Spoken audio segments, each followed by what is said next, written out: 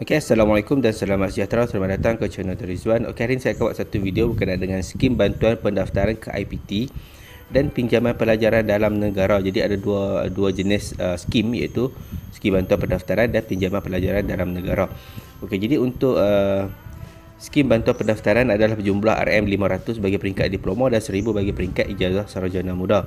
Okey, Kerajaan Johor menawarkan skim bantuan pendaftaran kepada anak negeri yang melanjutkan pengajian peringkat diploma dan ijazah sarjana muda bagi meringankan bebanan akibat wabak. Okey, Menteri Besar Datuk Asni Mohamad berkata kerajaan negeri memahami pelbagai masalah dihadapi akibat pandemik sehingga ramai ibu bapa kehilangan sumber pendapatan dan pekerjaan. Selain pinjaman, Yayasan Pelajaran Johor turut memberi skim bantuan pendaftaran bagi penuntut baharu sebanyak RM500 bagi peringkat diploma dan 1000 bagi peringkat ijazah sarjana muda. Okey, Kerajaan Johor juga akan menukarkan pinjaman pendidikan yang diberikan kepada anak syarikatnya Yayasan Pelajaran Johor kepada beasiswa sekiranya peminjam mencetakkan keputusan cemerlang kelas pertama. Jadi kalau pelajar mendapat keputusan cemerlang kelas pertama, akan dikonvert daripada pinjaman kepada beasiswa. Okey, bagi penuntut yang perlu membayar balik pinjaman berkenaan, tiada sebarang bayaran tambahan dikenakan. Okey, jadi anda hanya perlu yang anda pinjam sahaja.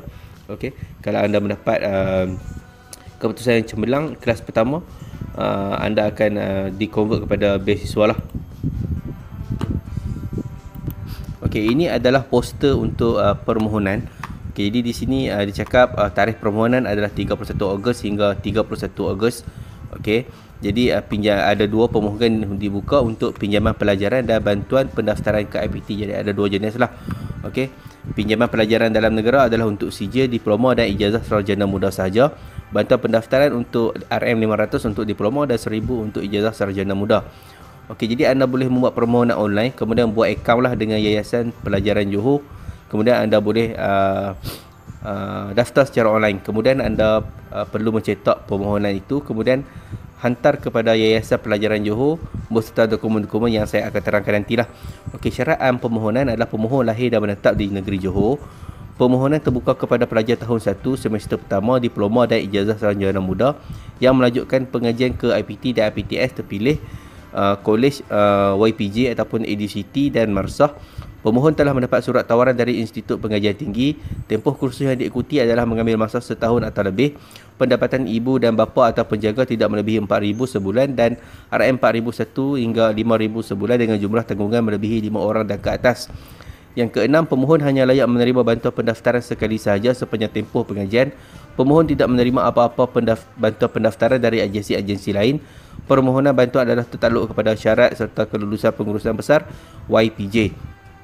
Okey, dokumen wajib yang anda perlu sertakan selepas membuat permohonan secara online adalah salinan surat tawaran kemasukan ke IPT, salinan resip pembayaran yuran bagi yang telah mendaftar, salinan kad pengenalan pelajar, salinan kad pengenalan ibu bapa atau penjaga, salinan akaun bank Islam berhad tanpa buku, passbook less account sahaja, salinan resip pembayaran BIMB tidak diterima, salinan CJ kematian penceraian jika berkaitan, salinan penyata pendapatan ibu bapa, penjaga slip gaji ataupun penyata pendapatan.